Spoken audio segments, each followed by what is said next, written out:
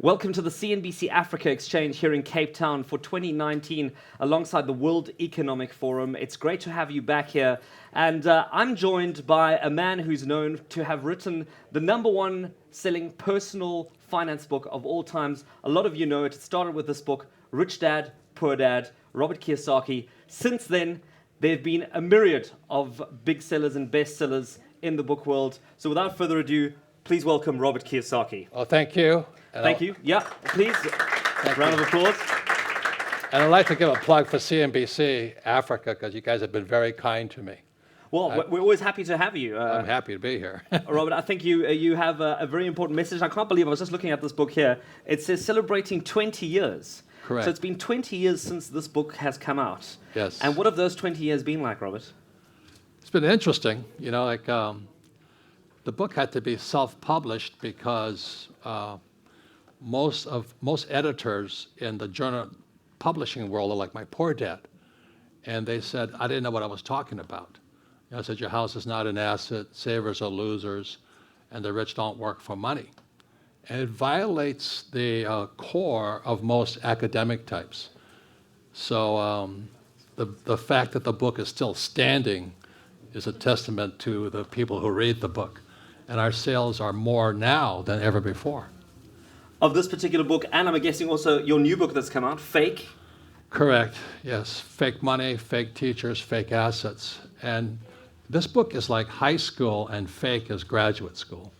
It's on the same subject. And I always start with the same statement. Why don't we teach money at school?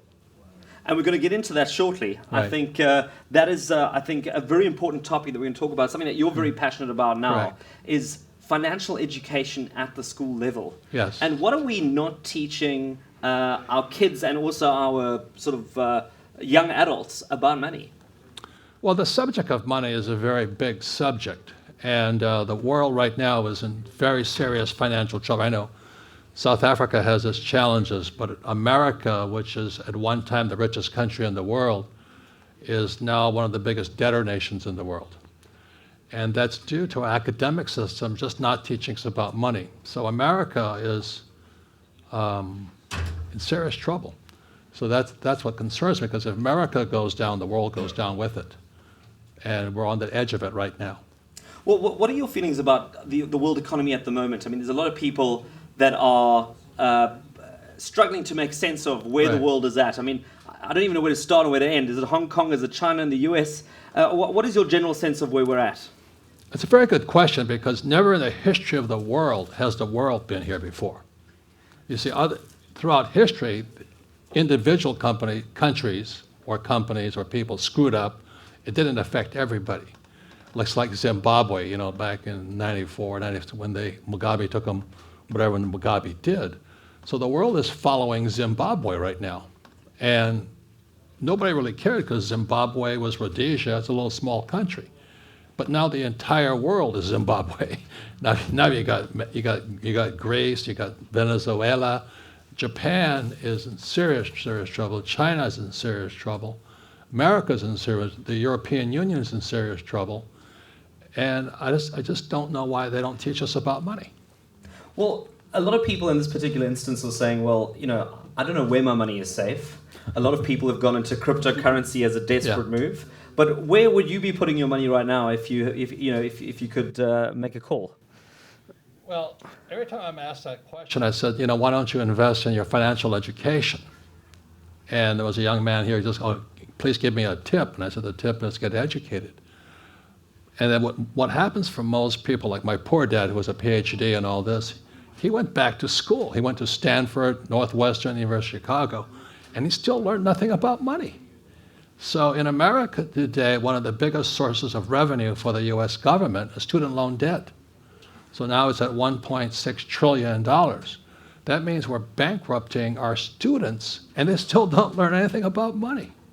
And that was during the Obama administration that happened, not Trump. So I'm not Republican or Democrat, but anyway, I just... Well, you have written a book together. Yeah, I know, and Trump should keep his mouth shut. But anyway, other than that... But you're talking about, financial education, and I mean, you've raised a good point. When we go to school, when we go to university, we're actually learning, if we are learning about money, from people who are not necessarily retired. I mean, they're also still living from paycheck to paycheck, aren't they? Correct. My book, Fake, this is Graduate School for Rich Dad Poor Dad, Fake Money, which happened in 1971. President Nixon took the dollar off the gold standard. And that meant that all currencies throughout the world, the rand included, became fake. And everybody still works for that fake money. They can print that money as fast as they like today. Why would you work for it? Why would you save it? Then there's fake teachers. And most of us, the people teaching money, I wouldn't listen to them. I've taught at several schools around here in South Africa. It's horrifying. It's horrifying. Well, we teach economics. I said, well, that's not money. That's BS. And then fake assets. As we all know, the United States printed these fake assets called, collateralized debt obligation, MBSs, mortgage-backed securities, toxic.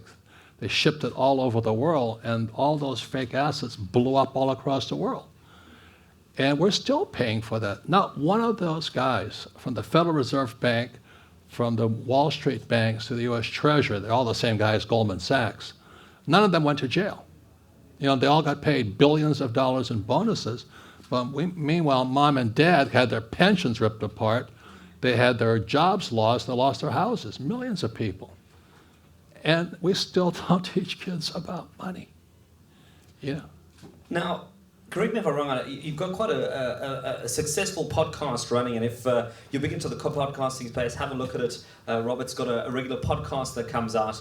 And correct me if I'm wrong, but I remember you mentioning something about there being another potential economic, I don't know if it's recession or crisis coming our way, and it's not in the not too distant future. I think we entered it just now. It's when, I'm not a big fan of the Federal Reserve Bank, but the Federal Reserve Bank of America, they have one job, and it's to protect the rich, to protect the bankers. That is their only job. Now, I like them a lot because they make me rich, so I have no problem with them. But they rip off the world. That's the problem with it. So we're entering it right now. I was talking to a young lady just recently. It's called the debt to GDP ratio. When I say, well, the debt to GDP ratio went past 90, the average person has no idea what I'm talking about. So when the US went back past 90, debt to GDP, simply means we're going broke. We cannot stop now. So in simple English terms, debt to GDP means your debt at 90%, so let's say you make 100,000 Rand a year, your debt payments are 90,000 Rand. I mean, 90,000. So 90,000 of your money is coming out of 100,000. You cannot come back from that. So America just kept printing and kept spending more and more money to fight the stupid war and all these stupid things they do. So now our debt to GDP is 105% debt to GDP. So that's like me making $100,000 a year, but I'm spending $105,000 a year to pay off the debt. And it's now irreversible. And I was a pilot. It's called, you went behind the power curve. Now the more debt you add, the worse it gets. You were mentioning earlier on a young man coming up to you and saying, give me a hot tip.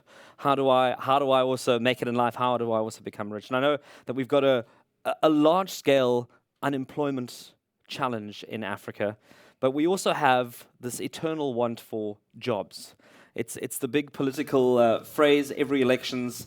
It's, we're going to create jobs, we're going to do jobs. And we were chatting earlier on, and you were saying, this chase for the job is as old as it can get. We need to actually be creating more entrepreneurs. Correct. That the old mantra, your country, my country, is go to school to get a job. So you're being programmed to be an employee.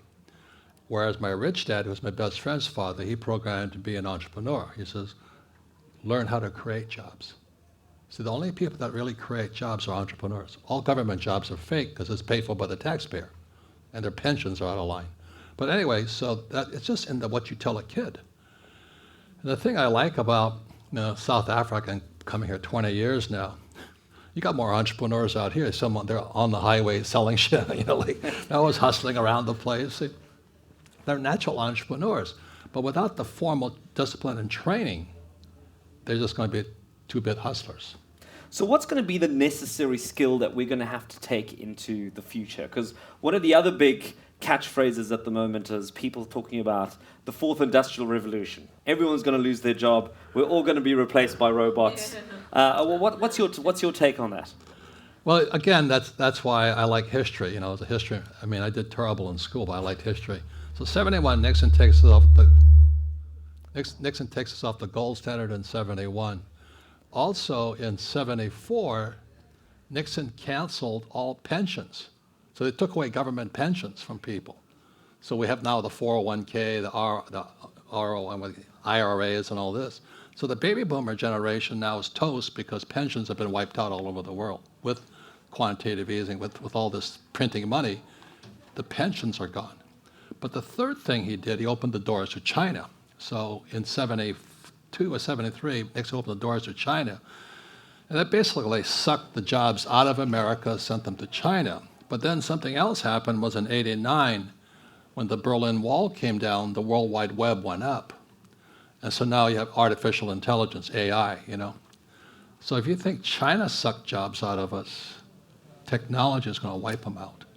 So this idea of saying to your child, or you're holding in your head, well, I'm going to get a safe, secure job, that went obsolete in the 70s. And yet it's still taught in our schools. At the same time, when I look at this little baby here, man, it's never been easier to be an entrepreneur. If I had this as a kid, I'd be in jail. No, I'd be... my creativity, I could make money all over the world now. So this idea, when I'm South African or American or I'm Japanese or Chinese, this made those ideas obsolete. So I love this thing. I make money from all over the world. I'm so old I don't know how to use this thing. But I have young kids who do, so thank God. But it's never been easier to be an entrepreneur if you think like an entrepreneur. But when you're saying to a child, go to school to get a job, get job security, get a pension and all that, that was obsolete in the 70s, and we're still teaching it. Now, a lot of young people also, who go into the entrepreneurial space, the next thing that they complain about is they say, but where do I get funding from? I go to the banks, I go to, I don't know, my rich uncle, whatever, and nobody wants to give me money. What advice do you have for them? Well, they shouldn't give you any money because you don't have any experience. You know what I mean? You don't ask for money if you don't know how to make money. So you just got to prove it. Just sit here, do your business plan, run the model. If you can make $10 and then make $100, then you can get funding. So really start small, have a proof of concept, and then worry about getting the big money to make it work. Yeah, it's never been easier. It's never been easier. The woman who works for me, she makes a lot of money selling used shoes. She goes to Goodwill or some thrift shop, and she finds these used shoes, and she sells them all over the world. I'm going, she's always going through my closet. Can I have these? Yes. It's never been easier. This thing is the most powerful tool for entrepreneurs. It's also good for pedophiles and perverts, but for entrepreneurs, it's a good tool here. But it's just how your brain has been programmed. So to say to a child, go to school, get a job, and get a pension, that's what wiped out my poor dad. And my biggest concern when people say, why do I do what I do, is when I was a pilot in Vietnam. When I came back from Vietnam, my poor dad, who was a PhD, he lost his job. He was 52 years old. He couldn't recover. He didn't know how to be an entrepreneur. He entered school at 5 and he became a PhD. So when he lost his job, he bought himself an ice cream franchise and lost everything. He didn't know how to even run an ice cream franchise, but he had a PhD. So this was in the 70s, 73, and I saw the future coming. It's my generation, the baby boom generations, because I said Nixon shifted us from a defined benefit pension plan, which is a guaranteed paycheck for life, to a defined contribution. So that was in 73, 74. And today in America, it's called a 401k. In Japan, it's also called a 401k because the Japanese copy everything. In Australia, they call it a superannuation. Canada is called an RRSP. The trouble is these defined contribution plans haven't performed.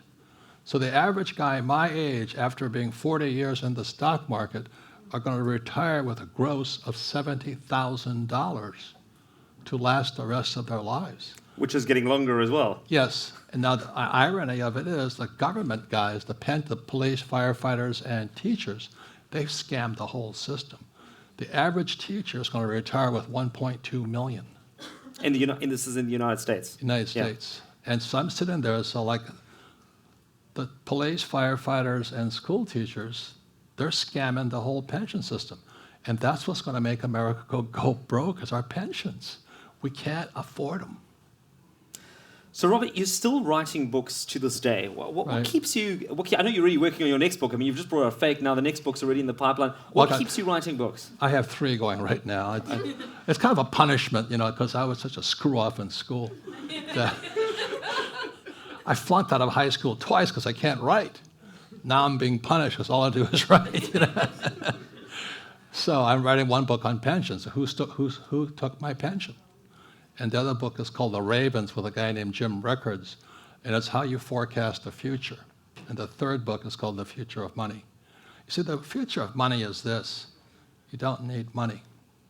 You see, since the richest guys on earth don't need money, why don't you do the same thing?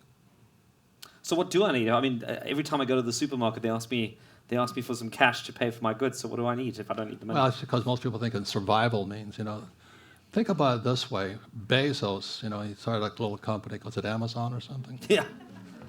How much money does he have in that company? 0. How much tax does he pay? 0. Every time I write a book, the day one I make $50,000, right? I get it, and then for the rest of my life, income comes in. Because I understand I'm an entrepreneur. I do it with real estate all the time. I don't buy real estate with money, I buy it with debt. So I go to the bank, because I have strong financials, I can sit at the bank and I say, I need to borrow 20 million, 50 million, 100 million. And they want to lend me the money because in 1971, the dollar became debt. And unless we borrow money, money is not created. So the moment I borrow money, money is created. You see this thing called a credit card in here? I love these things. God bless. There's no money in this thing. It's called credit. But the moment I plug it into a machine, money is created. Now, if everybody stopped doing that, the whole economy would collapse. So in America, there's all these financial gurus that are saying, get debt free. I'm going, are you nuts? You're anti-American. We got to use this baby. Go shopping. Have a good time with this thing. But they don't teach you that. So it's debt and equity. But surely it's also managing that debt, though. Yeah, of course. But Yeah. I don't pay for my debt. Other people pay for my debt. It's called, I borrow money for an apartment building or a commercial building. My tenant pays for it. And because I use debt, I get a tax break. Because the government wants me to use debt. Because if I stop using debt, the economy stops. Because in 71, dollar became debt. The rand is debt. So because then I use debt and I'll get a tax break. And because I buy real estate, I pay no taxes legally.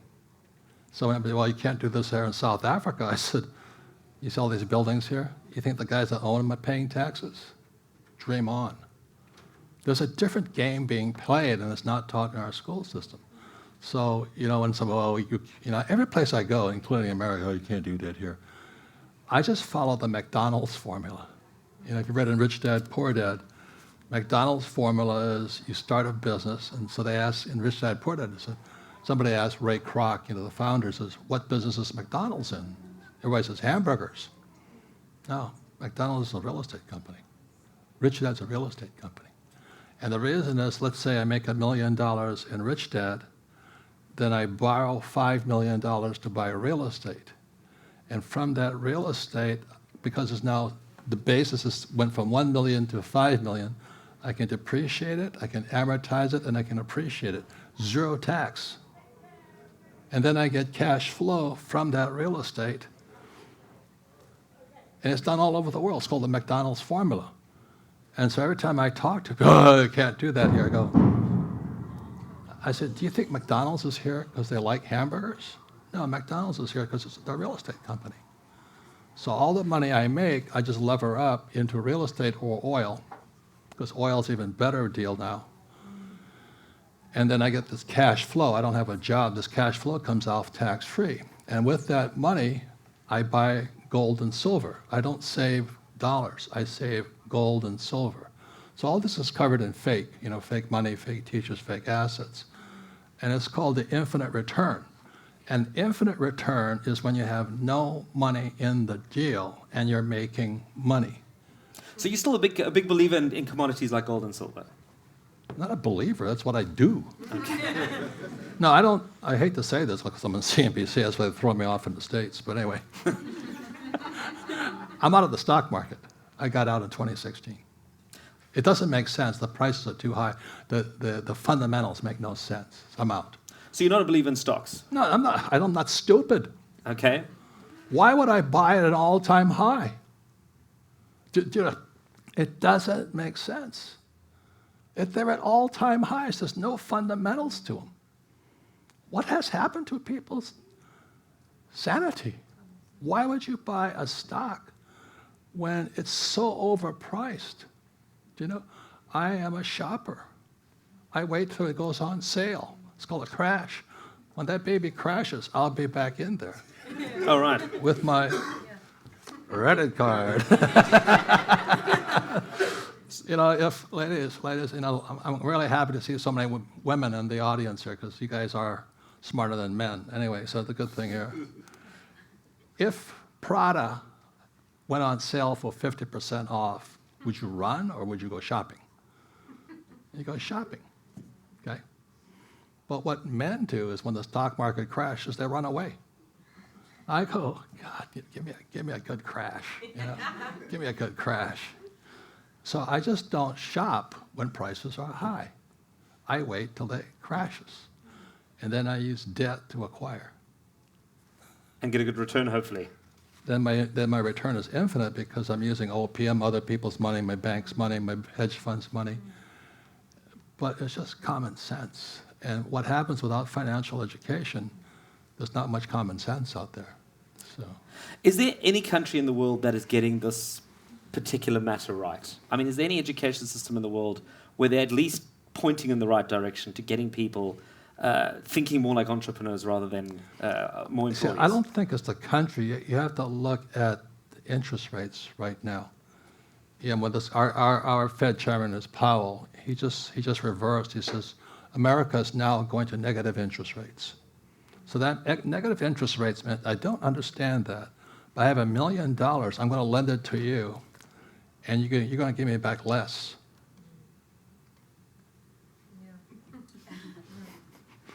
Why would I do that? So the negative interest rates in the world today are they estimate between $15 to $17 trillion. So you have $15 to $17 trillion that they've loaned to the bond market, and they're going to give them back less. I mean, I'm not a rocket scientist, but it doesn't make sense to me.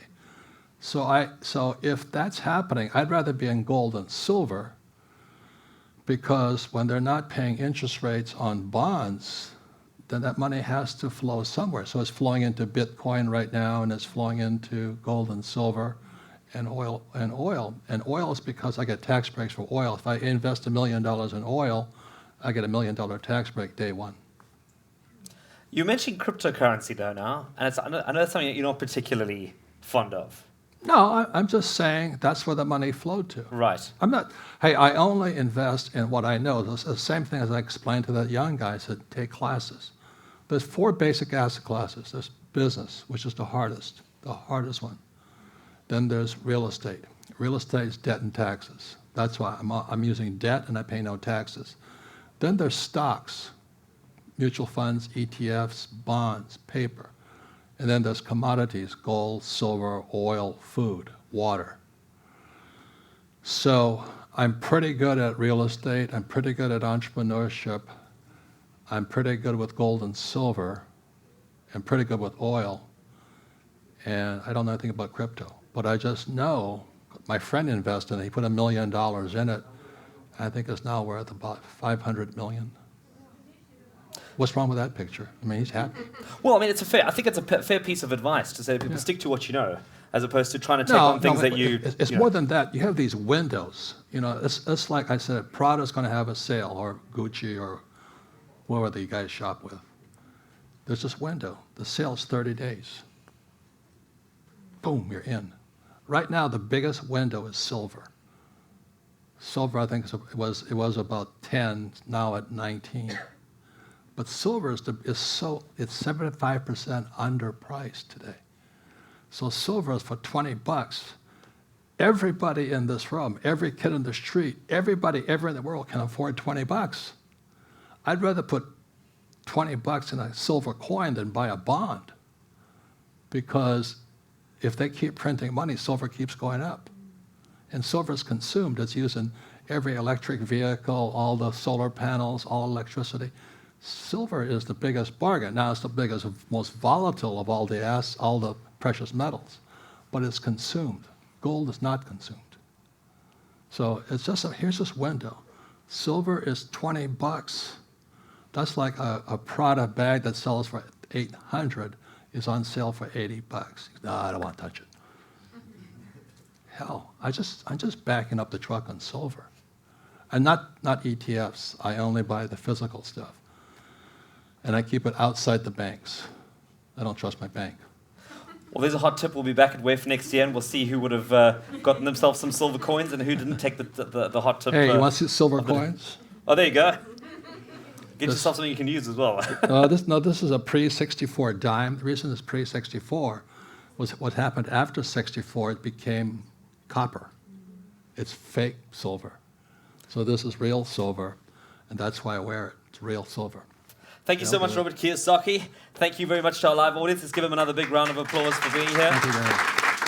Thank you. Thank you, Robert. And thank you for watching and joining us at the CBC Africa Exchange here at the World Economic Forum 2019 in Cape Town. And thank you for tuning in.